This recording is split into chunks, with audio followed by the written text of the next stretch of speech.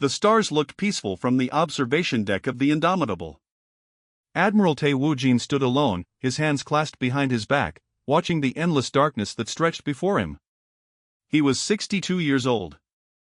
He had spent 40 of those years serving Earth's military. He had seen wars, peace, and everything in between. But nothing had prepared him for what he now knew. 3 weeks ago, a small probe had drifted into Earth's solar system. It was not human-made. The world had celebrated. Humanity was not alone in the universe. Leaders gave speeches about a new era of peace and cooperation. Children drew pictures of friendly aliens. Scientists dreamed of sharing knowledge across the stars. Tae Woojin did not celebrate. He knew better. The probe carried a message. Earth's top linguists decoded it in 11 days. What they found changed everything. The message was not a greeting. It was a schedule. Earth was listed as target 7824 in something called the Integration Protocol.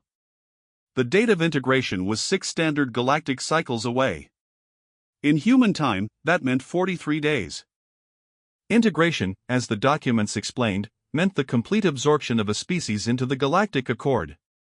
Their resources would be taken. Their population would be divided and relocated. Their culture would be erased. Their leaders would be executed as a warning to others. This had happened to over 800 species in the past 10,000 years. None had survived as independent civilizations. Tae turned away from the window and walked to the command center. The Indomitable was humanity's greatest achievement. It was 2 kilometers long, armed with weapons that could crack a small moon, and powered by fusion reactors that could run for a century. Earth had built it in secret over 15 years. Officially, it did not exist. When Tae entered the command center, his officers stood at attention. He waved them back to their seats. There was no time for ceremony now. "Report," he said. Commander Lee Jina stepped forward. She was young, barely 35, but she had a mind sharper than any blade. "Sir, we have confirmed the location of 17 Accord listening posts within striking distance. Our stealth ships are in position. They are waiting for your order." Tae nodded slowly. "And the enemy fleet?" "The nearest suppression armada is stationed 12 light-years from Earth. Approximately 6,000 ships. They are not on alert. They believe we do not know about them." That was humanity's greatest advantage. The Galactic Accord had watched Earth for decades. They had seen humans fight wars with guns and bombs. They had seen pollution and disease. They had classified humanity as a level 2 civilization, primitive and disorganized. They had not looked closer. They had not seen the secret research facilities built deep underground. They had not noticed the quantum communication networks that connected every human government in real time. They had not detected the fleet of 200 warships hidden in the asteroid belt. They saw what they expected to see, and they expected to see weakness. In the presidential palace on Earth, Kim Dae-ho sat in his office and stared at the wall. He was the first president to face a threat from beyond the stars. History would remember him either as the man who saved humanity or the fool who led them to extinction. There was no middle ground. His phone rang. He answered it. "Mr. President," said the voice on the other end. It was Park Soo-yeon, the Director of Intelligence. "The final vote is complete. All member nations have agreed. We have authorization to proceed." Kim closed his eyes. "How many people know the truth?" "About 10,000, sir. All sworn to secrecy." The general public still believes the probe was a friendly message. "We thought it best to avoid panic." "And if we fail?" Park was silent for a moment. "Then, it won't matter what they believed, sir. None of us will be alive to regret it." Kim opened his eyes. "Tell Admiral Tae he has my authorization. Operation Crimson Dawn begins in 12 hours. Park ended the call. Kim stood up and walked to his window. Outside, the city was alive with lights. People were going to restaurants. Children were playing in parks. Couples were walking hand in hand. None of them knew that in 43 days, all of this was scheduled to be destroyed. Kim made a silent promise. He would not let that happen. 12 light-years away, on the capital station of the Galactic Accord, High Arbiter Vorel reviewed the integration schedule for the quarter. He was a Keth, a species that had ruled the Accord for 3,000 years. His skin was gray and smooth. His eyes were large and golden. He had lived for 400 years and expected to live 400 more. Target 7824 caught his attention for a moment. Earth. He had read the reports. A small blue planet with too much water and not enough order. The dominant species called themselves humans. They had split atoms and built primitive spacecraft, but they spent most of their energy fighting each other over invisible lines on their maps. They would be easy to subjugate. Vorel pressed a button on his console, confirming Earth's integration date. A suppression fleet would arrive in 43 days. Within a week after that, Earth would belong to the Accord. Its resources would fuel Keth expansion for centuries. Its people would serve as labor for the Empire. It was routine. It was efficient. It was the way things had been done for millennia. Vorel moved on to the next target on his list. He did not give Earth another thought. That was his first mistake. Back on the Indomitable, Admiral Te Wujin stood before his crew. There were 300 officers on the bridge and another 20,000 throughout the ship. Every single one of them had volunteered for this mission. Every single one of them knew they might not survive. In 12 hours, Te said, his voice steady, we will do something no human has ever done before. We will strike first against an enemy that believes we are nothing. They have planned our destruction. They have scheduled our extinction. They think we are weak because we are small. They think we are foolish because we are young. They are wrong. He paused and looked at his officers. Some were old veterans like himself. Some were young recruits who had never seen combat. All of them were afraid. And all of them were ready. We did not choose this war, Te continued. But we will finish it. For Earth. For humanity. For everyone who will never know what we sacrificed to protect them. He raised his hand in a salute. 300 officers saluted back. The countdown had begun. Humanity would not wait for death. Humanity would fight. The first attack came without warning. It came without mercy. It came exactly as humanity had planned. Listening Post Theta 9 floated at the edge of a dead star system. It was small, barely larger than a human football stadium, staffed by 47 Keth technicians. Their job was simple. They watched. They listened. They reported anything unusual to the Accord. For 600 years, nothing unusual had happened. The technicians were bored. They were careless. They were dead before they understood what was happening. Commander Li Jina watched from the cockpit of her stealth fighter as the listening post exploded in a ball of white fire. Her squadron had launched 16 missiles in perfect formation. 15 had hit their targets. One had been a backup. It was not needed. Theta 9 is down, Gina reported into her communicator. No survivors. No distress signal sent. 12 light-years away, Admiral Te Wujin received the message and allowed himself a small smile. 1 down. 16 to go. The attacks continued through the night. Listening Post Gamma 3 fell to a team led by Captain Beck Sora. Outpost Delta 7 was destroyed by unmanned drones that the Accord's sensors could not detect. Supply Depot Sigma 12 was captured intact by ground forces under General Yun Hosung. By the time the sun rose on Earth, humanity had eliminated every Accord installation within 10 light-years of their home system. And the Galactic Accord still did not know.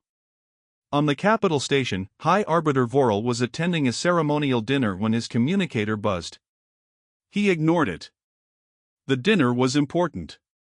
3 species were signing a trade agreement that would make the Keth even wealthier. A minor alert could wait. His communicator buzzed again. And again. And again. Vorel excused himself from the table and stepped into a private room. He opened his communicator and felt his blood turn cold. 17 installations offline. Communication networks compromised. Unknown hostile force detected in Sector 7. Request immediate reinforcement. Vorel read the message 3 times. It made no sense. There were no hostile forces in Sector 7. The only civilization there was Earth, and Earth was primitive. Earth was scheduled for integration. Earth was not a threat. He opened a channel to Fleet Command. What is happening in Sector 7? The response came after a long pause. Sir, we are still gathering information. It appears that multiple installations have been destroyed or captured. The attacks were coordinated and simultaneous. We have no record of any fleet in the area capable of such action. Then, find out who is responsible. Vorel shouted. Send scout ships. Send the suppression fleet. Send everything. He ended the call and stood alone in the darkroom. His hands were shaking. In 400 years of life, he had never felt fear. He felt it now. The suppression fleet launched within the hour. 6,000 ships, each one capable of destroying a small city, jumped toward Earth at maximum speed. They expected to find a primitive world with no defenses. They expected an easy victory. They expected to return home as heroes. They did not expect the minefield. Admiral Te Wujin had spent 2 years preparing for this moment. Human engineers had designed a new type of mine, invisible to Accord sensors, powered by a tiny nuclear core that could wait patiently for decades. Over 50,000 of these mines had been deployed in a sphere around Earth's solar system. They formed an invisible wall of death. The suppression fleet dropped out of hyperspace directly into the center of this wall. The first wave of explosions killed 800 ships in 3 seconds. Captains screamed orders that nobody could follow. Ships crashed into each other as they tried to escape. Mines detonated in chains, turning the darkness of space into a storm of fire and metal. On the Indomitable, Te watched the destruction with grim satisfaction. How many ships remain? Approximately 4,000, Sir, Li Jinao reported. They are scattering in all directions. Their formation is completely broken. Good. Launch the second phase. From hiding spots in asteroids and moons throughout the solar system, humanity's fleet emerged. 200 ships against 4,000 seemed like impossible odds. But these were not ordinary ships. Each one carried weapons designed specifically to exploit weaknesses in Accord technology. Each one was crewed by men and women who had trained for years for this single moment. Captain Quan Taemin commanded the destroyer Hammer. He was 28 years old, the youngest captain in the fleet. His hands were steady on the controls as he guided his ship toward an Accord cruiser 3 times his size. Fire main cannons, he ordered. The Hammer's guns roared. Plasma bolts tore through the cruiser's shields like paper. The enemy ship tried to return fire, but its weapons were designed for slow, ceremonial combat. The Hammer was already gone, dancing through space with a speed the Accord had never seen. Across the battlefield, the same story repeated itself. Human ships struck fast and disappeared. Accord ships, built for intimidation rather than efficiency, could not keep up. Their commanders, trained in traditions rather than tactics, could not adapt. By the time the Accord fleet retreated, they had lost 2,000 more ships. Humanity had lost 17. On Earth, the news spread slowly. The government released a statement explaining that a hostile alien force had been repelled. Details were classified. The public did not need to know how close they had come to extinction. They only needed to know that they were safe. In her office, Director Park Soo-yeon allowed herself a rare moment of rest. She had not slept in 4 days.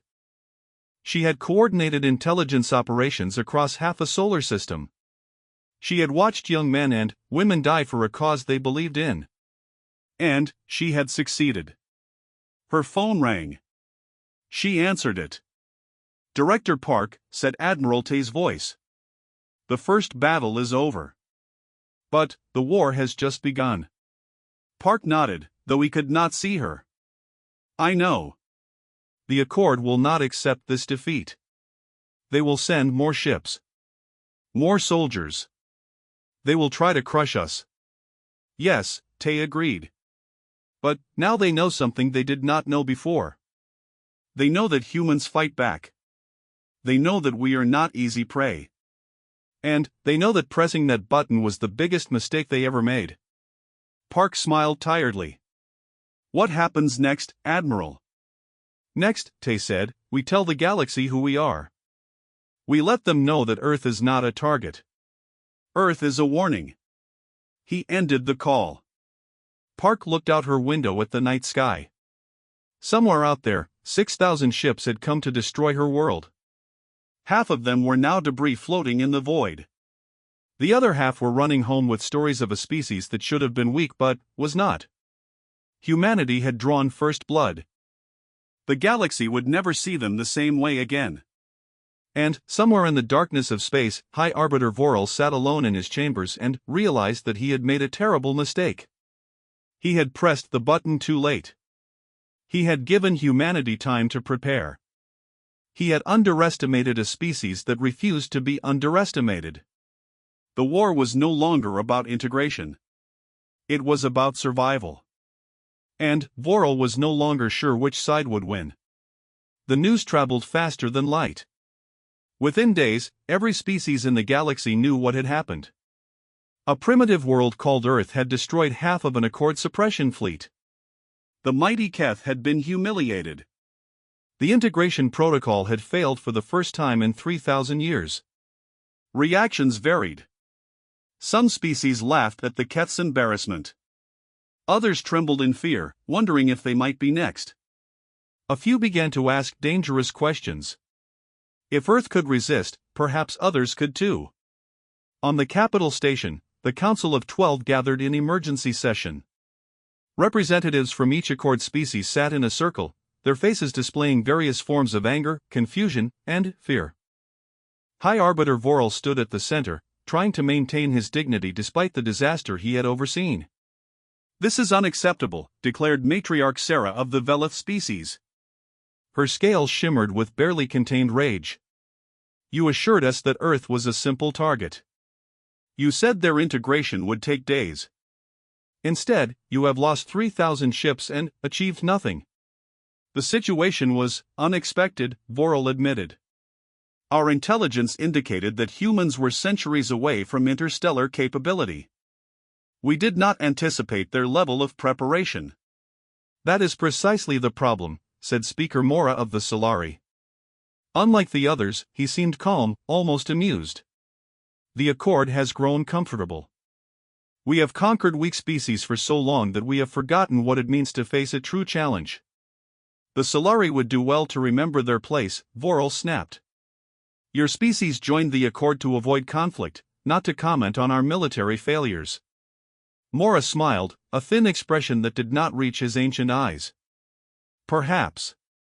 But I find it interesting that a species you dismissed as primitive managed to intercept your communications, predict your attack, and prepare a counteroffensive that destroyed half your fleet.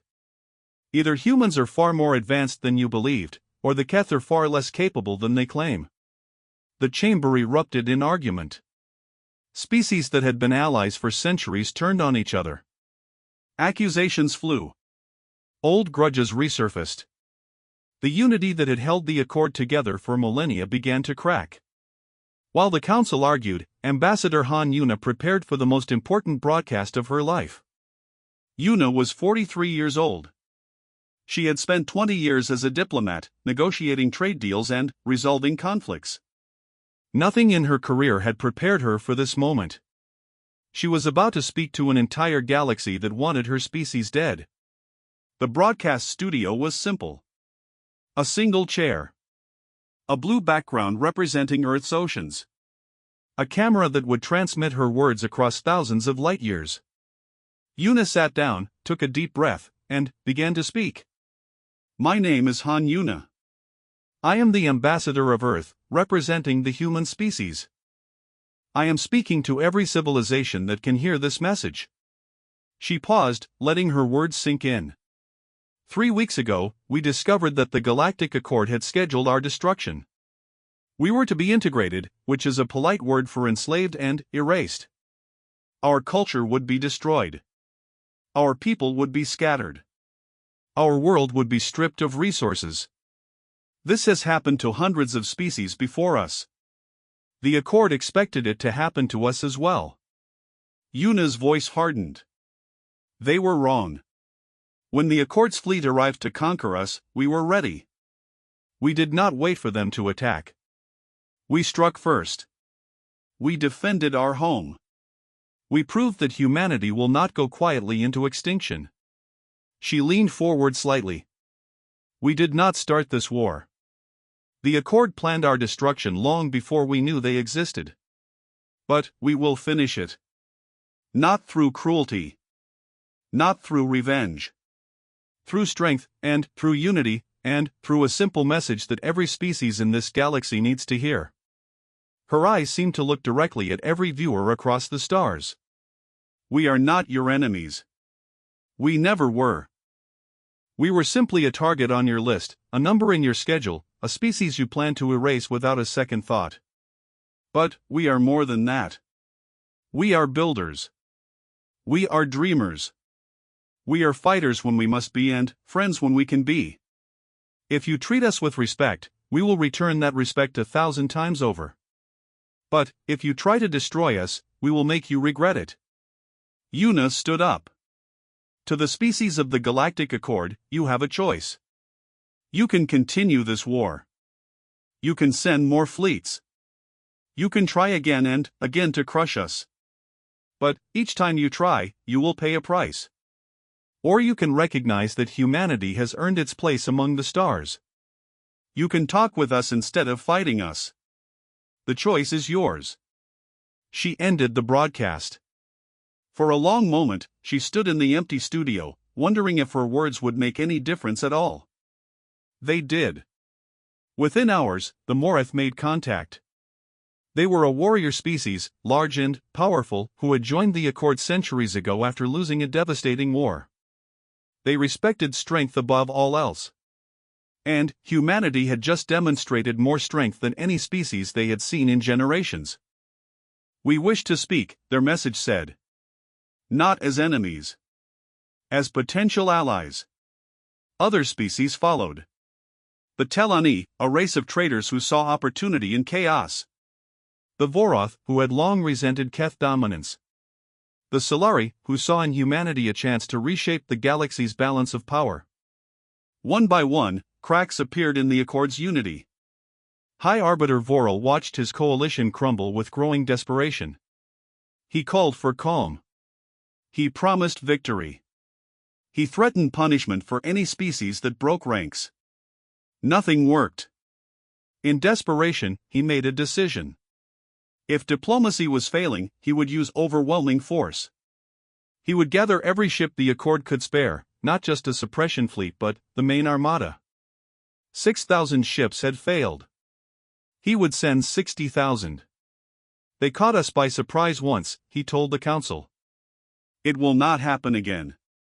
We will crush them with numbers they cannot match. We will burn their planet to ash.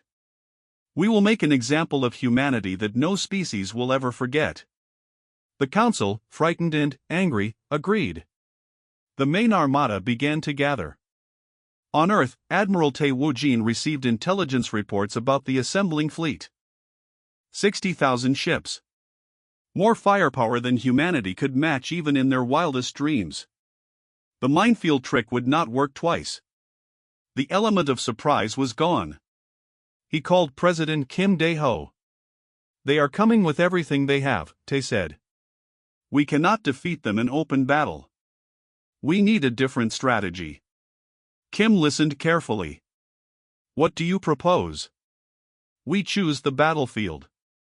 We let them come to us. We make them fight on our terms, not theirs. And we show them that numbers mean nothing against a species that refuses to die. Kim was silent for a moment. Where? Proxima Centauri. The system has asteroids, moons, debris fields. Perfect for the kind of warfare we excel at. We can turn the entire system into a fortress. How long do we have? 6 weeks. Maybe less. Kim nodded slowly. Then, we have 6 weeks to prepare for the largest battle in human history. Get it done, Admiral.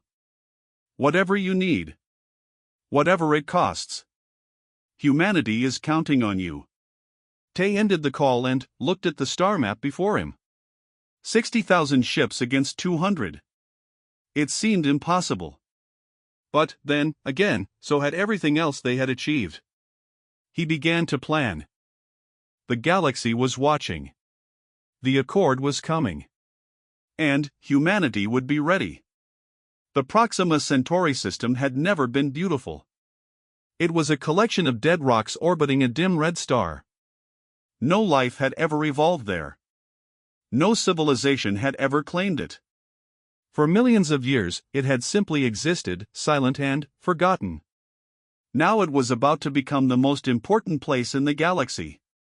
Fleet Admiral Choi Hanna stood on the bridge of the carrier Defiance and watched her crew's work. For 6 weeks, humanity had labored without rest. Asteroids had been hollowed out and filled with weapons platforms. Moons had been converted into hidden bases. Debris fields had been seeded with mines and sensors. The entire system had become a trap waiting to be sprung. Admiral, said Captain Bexora, the last weapons platform is online. All 200 ships are in position.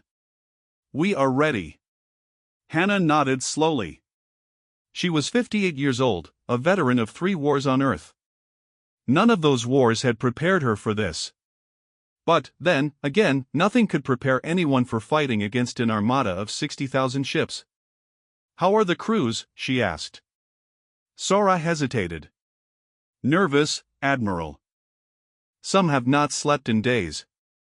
They know what is coming. Good. Nervousness keeps you sharp. Overconfidence gets you killed. Hannah turned to face her captain. Make sure everyone knows the plan. Every ship, every station, every single person in this system. We cannot afford mistakes. Yes, Admiral. Sora left to relay the orders. Hannah remained on the bridge, staring at the tactical display that showed the approaching enemy fleet. 60,000 dots of light, moving in perfect formation, carrying enough firepower to burn a dozen worlds to ash. And, against them, 200 human ships and a collection of hidden defenses. The odds were insane. But, Hannah had learned something important during her career. Battles were not won by numbers. They were won by will, by creativity, by the refusal to accept defeat.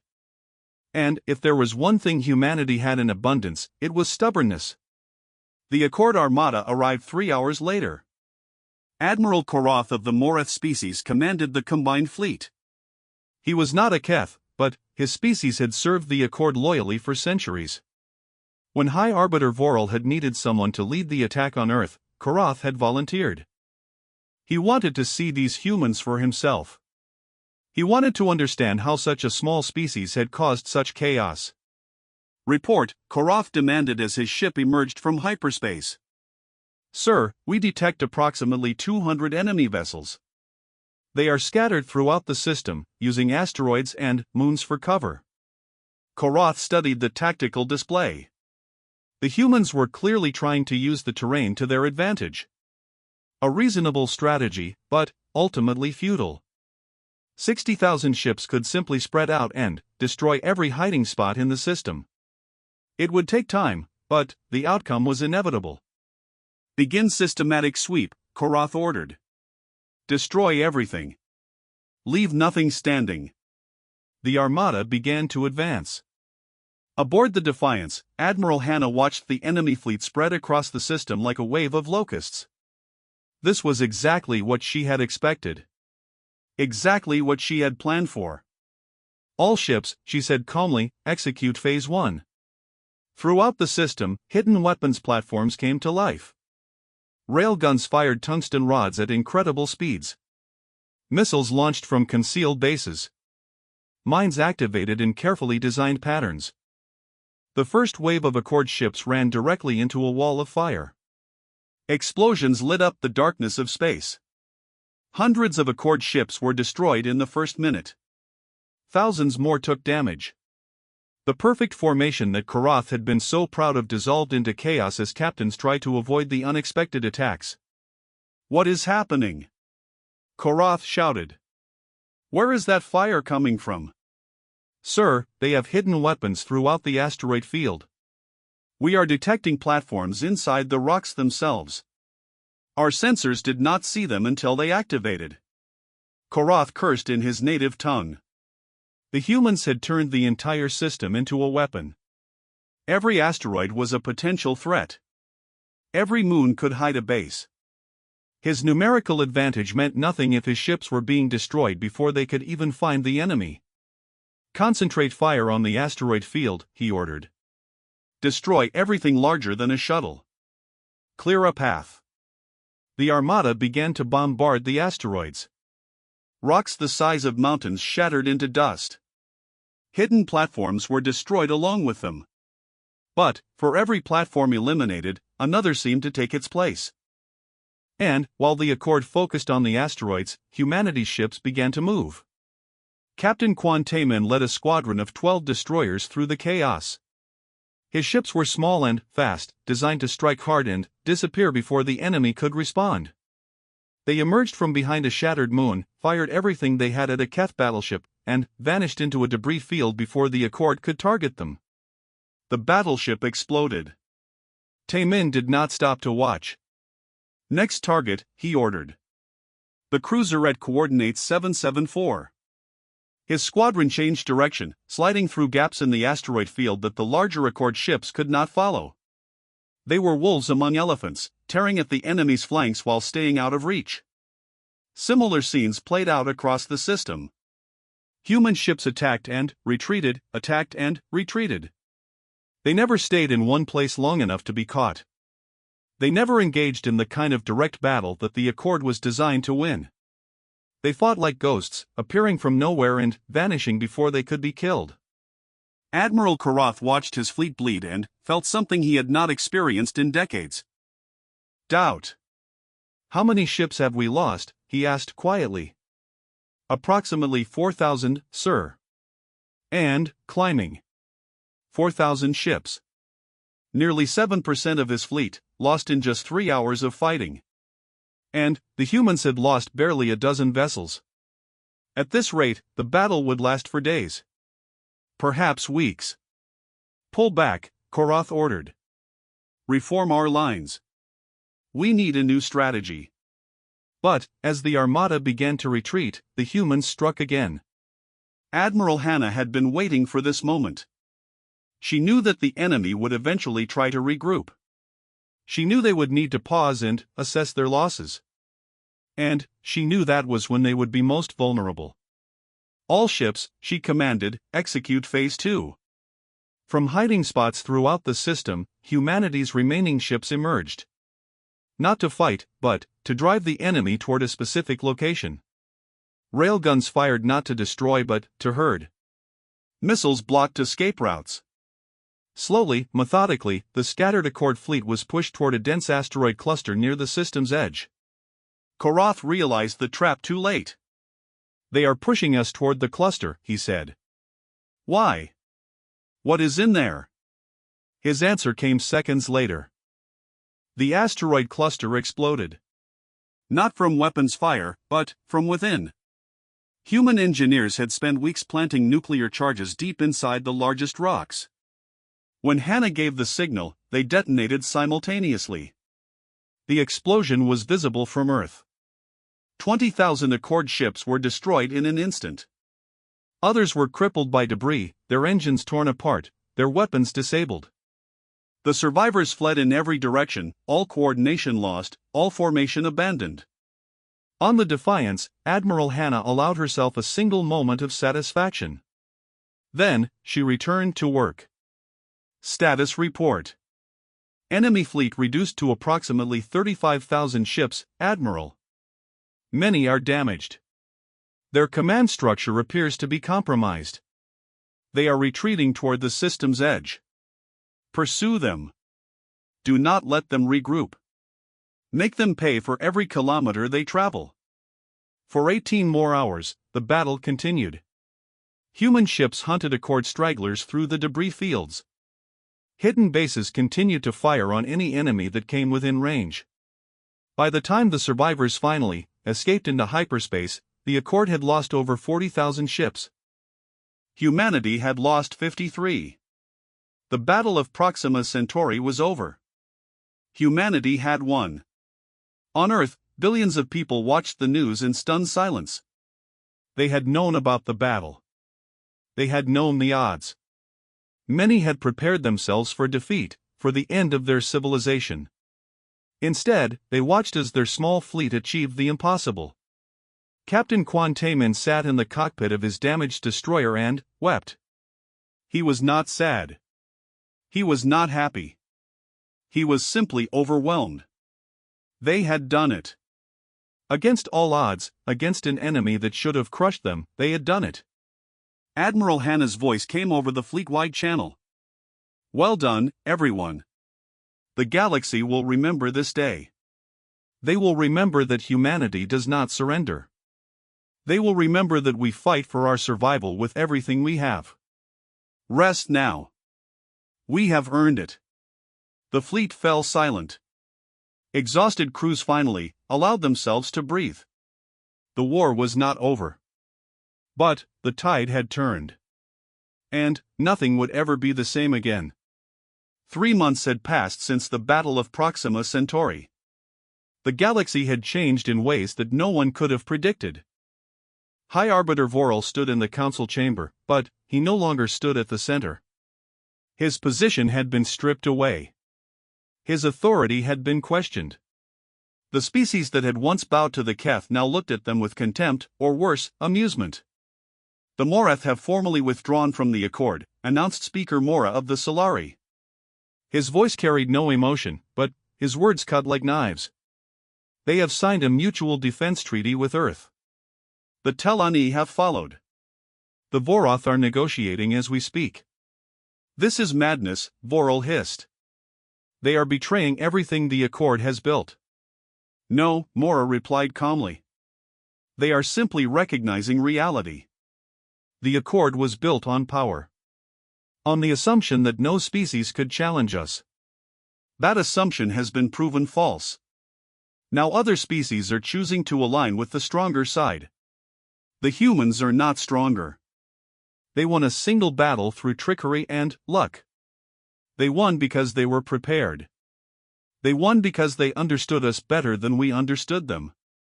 And they won because they were willing to sacrifice everything for their survival. Mora tilted his head slightly. Tell me, Vorel, when was the last time the Keth sacrificed anything? Vorel had no answer. On Earth, the mood was cautiously optimistic. The immediate threat had been defeated, but everyone knew that the war was not truly over. The Accord still controlled dozens of systems. They still had ships, resources, allies. A wounded enemy was often more dangerous than a confident one.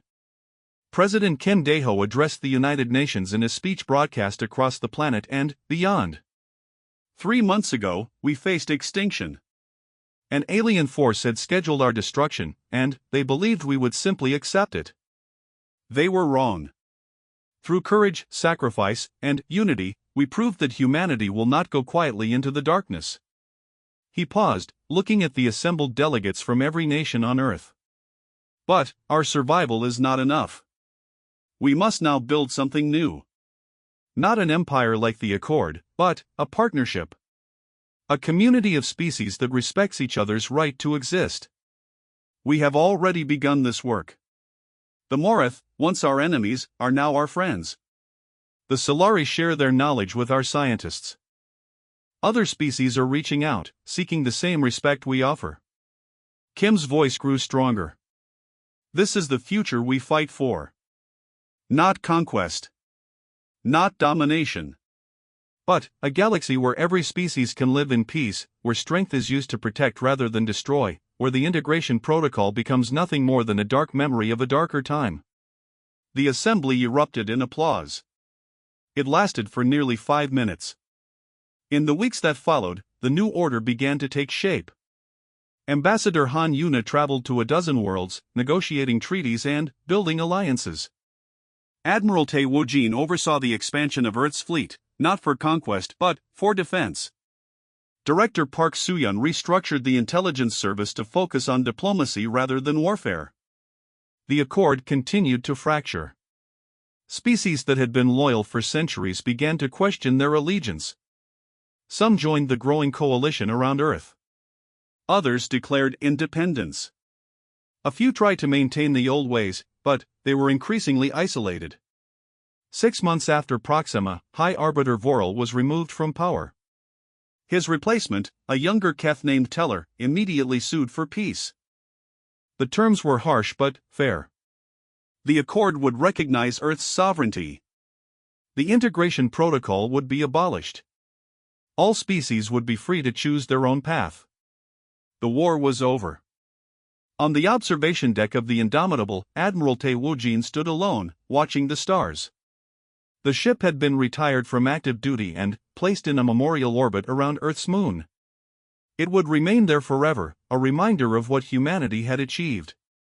Footsteps approached. Tae turned to see Director Park Soo-yeon walking toward him.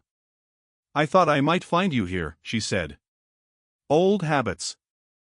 I spent too many hours on this deck, worrying about battles that might come. It is strange to stand here now, knowing that the fighting is done." Park joined him at the window. "Is it done? Truly?" Tae considered the question carefully. "The war is done. But the work continues. We have allies now, but alliances are fragile. We have peace, but peace requires constant effort. The galaxy is changing, and we must change with it." "You sound tired." "I am tired. I have been fighting for 40 years. First for Earth. Then for humanity. Now for something even larger." He smiled slightly. "But it is a good kind of tired. The kind that comes from meaningful work." Park nodded. "What will you do now?" "Rest, for a while. Then find new ways to be useful. Perhaps help train the next generation of officers. Perhaps advise the diplomats. Perhaps simply watch and offer guidance when asked." He looked at her. "What about you?" "I am not sure. The intelligence service is evolving. We no longer need to spy on enemies who want to destroy us. We need to understand friends who want to work with us. It is a different challenge. A better one. Yes. A better one." They stood in comfortable silence, watching the stars. Far away, on a world that humans had never visited, a young Morith warrior named Karel stood before a statue of his ancestors. The statue depicted warriors in battle armor, weapons raised, ready for combat. For generations, his people had honored strength above all else. Now they were learning to honor something different. Karel's commander, the same Karath who had led the Accord fleet at Proxima, approached him.